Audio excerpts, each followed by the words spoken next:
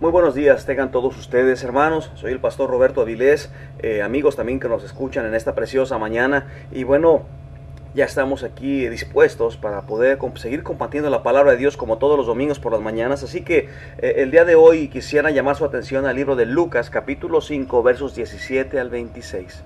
Lucas, capítulo 5, versos 17 al 26. Y bueno, hemos estado hablando de una serie de sermones, una serie de mensajes con respecto a las obras portentosas del Señor Jesús, obras que obviamente fueron registradas con la intención de probar, número uno, la divinidad de Jesús, número dos, para poder llevarnos y fortalecernos en la fe, y número tres, por supuesto, para que conociendo estas grandes verdades podamos creer en el nombre del unigénito Hijo de Dios. Así que vamos a continuar. En esta ocasión vamos a hablar acerca de cómo Jesús, nuestro Señor, sana y perdona a un paralítico. Y en esta ocasión quisiera una vez más llamar su atención al libro de Lucas, capítulo 5, versos 17 al 26. Lucas, capítulo 5, versos 17 al 26. Y voy a dar lectura a la palabra de Dios. Por favor, sígueme con tu vista. Si tienes tu Biblia allá a la mano, por favor, ábrela. Vamos a leer juntos. Dice así la palabra de Dios. Aconteció un día que él estaba enseñando y estaban sentados los fariseos y doctores de la ley, los cuales habían venido de todas las aldeas de Galilea y de Judea y Jerusalén. Y el poder del Señor estaba con él para sanar. Y aconteció que unos hombres que traían en un lecho a un hombre que estaba paralítico, procuraban llevarle adentro y ponerle delante de él, pero no hallando cómo hacerlo a causa de la multitud, subieron encima de la casa y por el trabajo le bajaron con el lecho, poniéndole en medio delante de Jesús. Al ver él la fe de ellos, le dijo: Hombre, tus pecados te son perdonados. Entonces los escribas y los fariseos comenzaron a cavilar, diciendo: ¿Quién es este que habla blasfemias? ¿Quién puede perdonar pecados sino solo Dios? Jesús entonces, conociendo los pensamientos de ellos, respondiendo les dijo: ¿Qué caviláis en vuestros corazones? ¿Qué es más fácil decir: tus pecados te son perdonados, o decir: levántate y anda? Pues para que sepáis que el Hijo del Hombre tiene potestad en la tierra para perdonar pecados, dijo al paralítico: a ti te digo, levántate, toma tu lecho y vete a tu casa. Al instante, levantándose en presencia de ellos y tomando el lecho en que estaban acostados, se fue a su casa glorificando a Dios. Y todos, sobrecogidos de asombro, glorificaban a Dios, y llenos de temor decían: hoy hemos visto maravillas. Preciosa la palabra de Dios. Saben que aquí podemos observar dos cosas sorprendentemente. Una de ellas es que al suceder esto, Jesús tomó, número uno, podríamos decir, Jesús tomó en cuenta la fe de sus cuatro amigos. Por un lado, obviamente, dice la Escritura aquí que al ver la fe de ellos, Él les dijo: hombre, tus pecados te son perdonados. Es increíble la persistencia de la fe de sus amigos.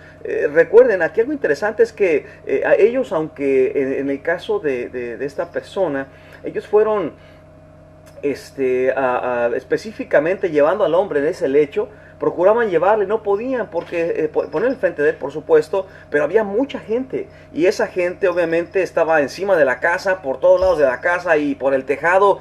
Abrieron un hoyo.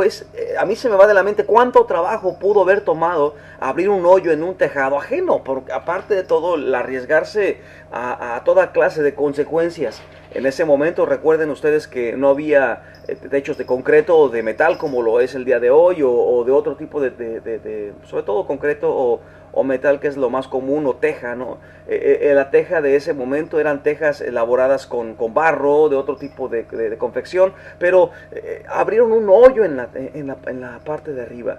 Díganme si esto no demuestra fe cuando ante tantas adversidades, ante tantas oposición, se sigue aún así. Digo, ¿cuántas cosas no les pudieron haber dicho a las personas que estaban alrededor? Probablemente les gritaban que estaban locos, que no estaba bien. A lo mejor hasta el dueño, ya cuando se dio cuenta de lo que estaba sucediendo, se imaginan qué cosas no pudieron haber dicho.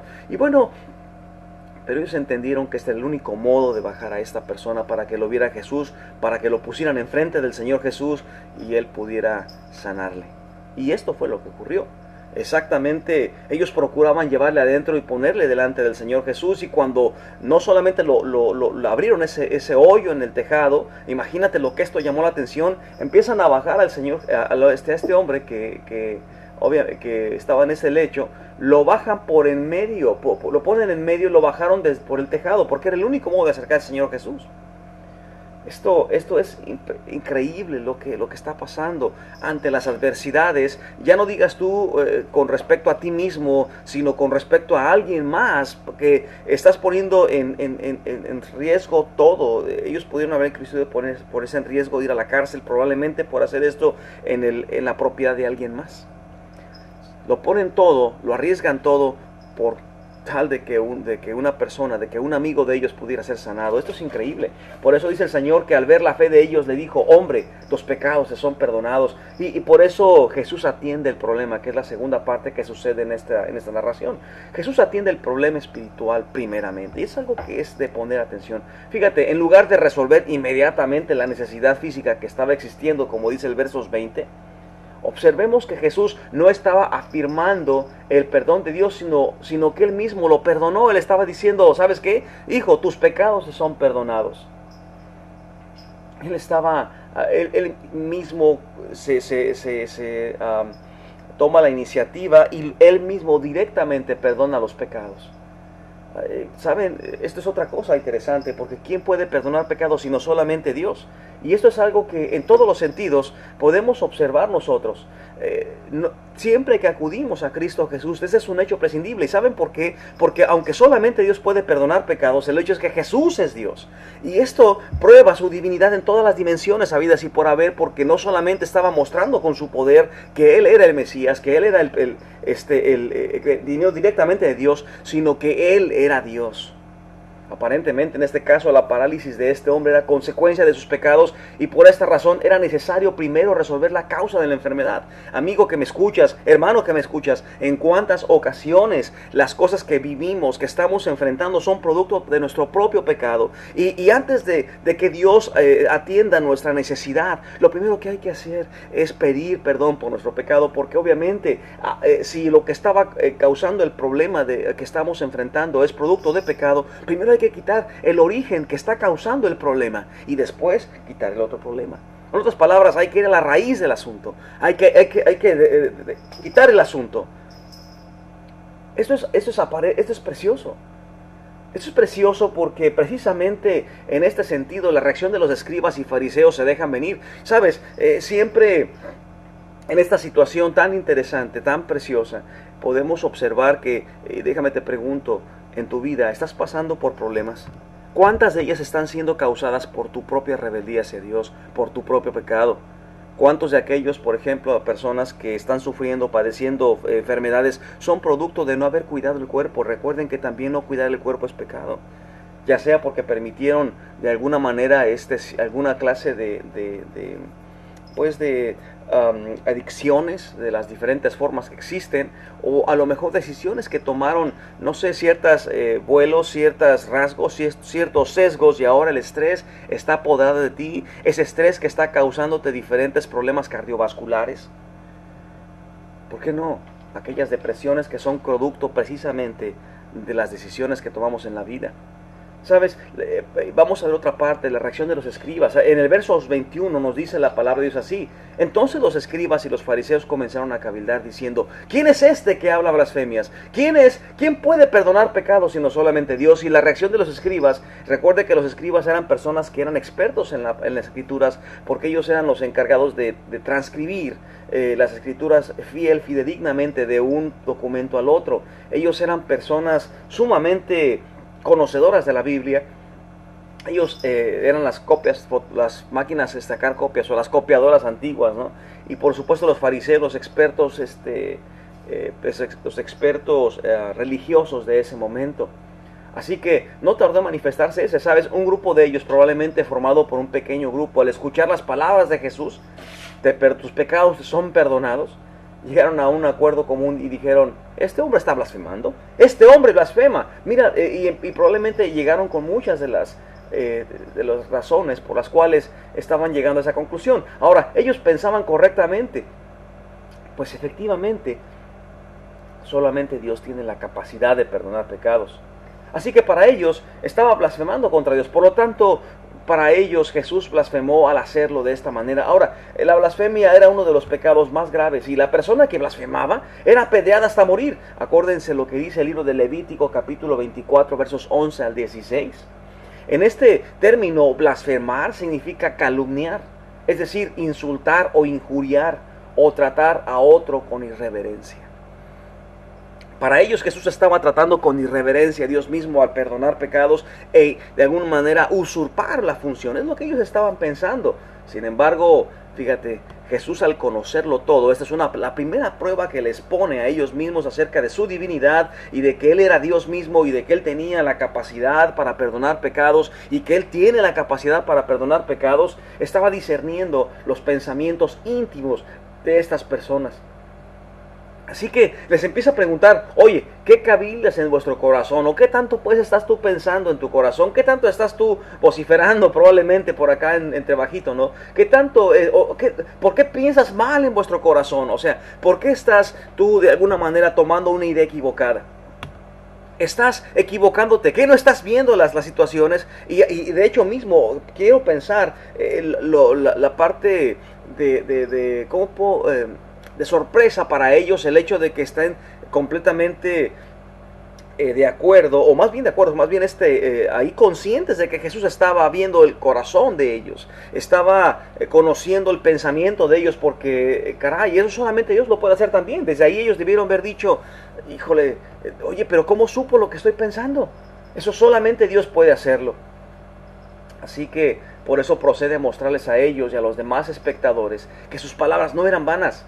Realiza un milagro de sanidad para completar la obra que había comenzado en el paralítico y para convencer a todos de su autoridad que tenía límites, sin límites, perdón, disculpa. Es importante que en este milagro él no estaba tan interesado en mostrárselo a la persona paralítica y a los amigos, pero él estaba a punto de acabar de probar que la autoridad que tenía él era sin límites, perdón, era autoridad porque él era Dios mismo, porque él tenía su naturaleza divina, porque la tiene. Jesús vive, Jesús es 100% humano, 100% divino.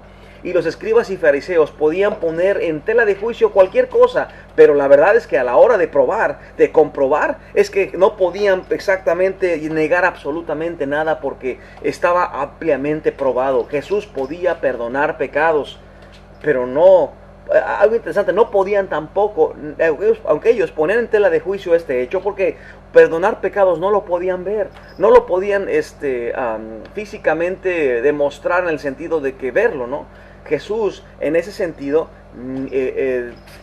a través de este milagro, prueba este hecho de que Él es Dios. Y entonces, ¿cómo negar este hecho? ¿Cómo negar algo tan evidente y que ocurre ante sus ojos? Algo tan espectacular como era mandar caminar a un paralítico. Dicho paralítico que no podía acercarse a Jesús y tuvo que entrar por el techo de una casa, por el hoyo que hicieron. Más aún, cuando todos supieron y probablemente conocían a este individuo que estaba en ese lecho, no podían negar este hecho, no se podía negar. Así que el propósito de Jesús es de sanar al paralítico, fue demostrar su autoridad, como hemos dicho en otras ocasiones, pero también perdonar pecados. Establecer de manera clara su misión que tiene prioridad para todo, para Jesús, para Dios y para todo aquel que decide aceptarle como Señor y Salvador. Número 1, perdonar pecados. ¿Sabes? Déjame de una vez más platicar un poquito acerca de este asunto. Si tú en este momento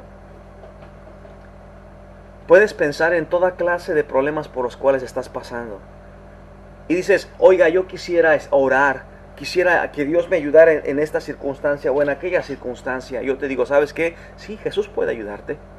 Pero aquí la pregunta importante es esta. ¿Sabes tú que Jesús, antes que ayudarte en ese problema, Él lo que busca es, número 1, perdonar tus pecados? Jesús está buscando con toda su intención, con todo lo que Él ha provisto, que tú puedas aceptar, recibirlo como Señor y Salvador. En muchas ocasiones la vida se enreda, si no es que en todas las ocasiones la vida se enreda, producto de tomar decisiones alejado de la voluntad de Dios. ¿Cuántas situaciones se hacen de este modo? Dice la palabra de Dios que el pecado es rebeldía delante de Dios, es el ignorar la voluntad de Dios y hacer las cosas al modo de nosotros, cuando pensamos en nosotros, así como queremos nosotros. El problema es que al no conocer absolutamente nada, lo que estamos haciendo es exhibirnos nuestra propia ignorancia, nuestra propia rebeldía, y echamos a perder nuestra vida producto de estas decisiones. ¿Cuántos, algo que pasa muy común y muy evidente son los políticos, por ejemplo? Ellos siempre salen con estas leyes, con estas ideas, ¿verdad? Y empiezan a imponer las leyes, ideas, y después, cuando hay consecuencias debido a sus leyes y debido a sus políticas fracasadas, que trae tanto dolor, pobreza, desesperación y angustia, se espantan y entonces culpan a la oposición y continúan queriendo parchar ideas políticas y leyes absurdas y tontas que siguen trayendo más consecuencias, sin arrepentirse, y esto va trayendo un panorama mucho más triste. Bueno, en el caso nuestro, yo quisiera preguntarte, ¿cuáles de esas decisiones que has tomado te siguen trayendo problemas hasta tu vida? Y sabes, lo que Dios quiere es perdonarte.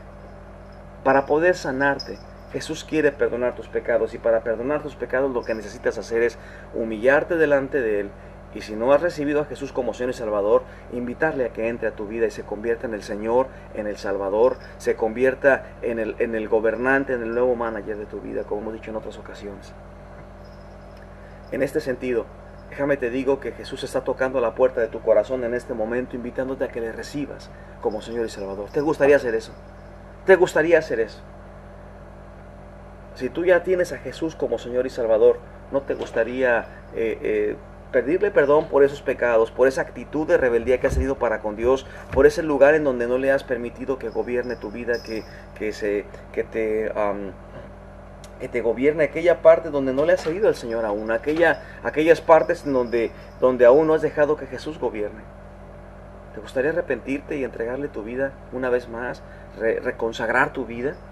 ¿Te gustaría que Jesús te afirme? ¿Te gustaría que Jesús resuelva esta necesidad obvia, primero perdonando tu pecado y después tomando acción para con esto? Sabes, en este caso, por ejemplo, de lo que estamos platicando de este hombre paralítico, esta consecuencia de resolver primero es el primer paso, pero va a haber reacción, ¿sabes? En muchas ocasiones hay reacción. Cuando yo te digo, oye, acepta a Cristo Jesús como Señor y Salvador, va a haber reacción por parte inclusive tuya o por parte de la gente alrededor, de tu familia, por ejemplo, porque lo primero que tienes que entender es que hay ideas equivocadas respecto a Dios. Hay ideas que nos han enseñado, ya sea tradicionalmente por la religión tradicional, o que nuestros padres nos inculcaron de generación en generación durante mucho tiempo, pero que están equivocados delante de Dios, y solo porque son tradiciones no los hace verdadera. Sabes, aquí es donde hay un conflicto de ideas, donde hay un conflicto ¿cómo puedo decir? De creencias, donde hay un conflicto de fe también. ¿Qué voy a hacer?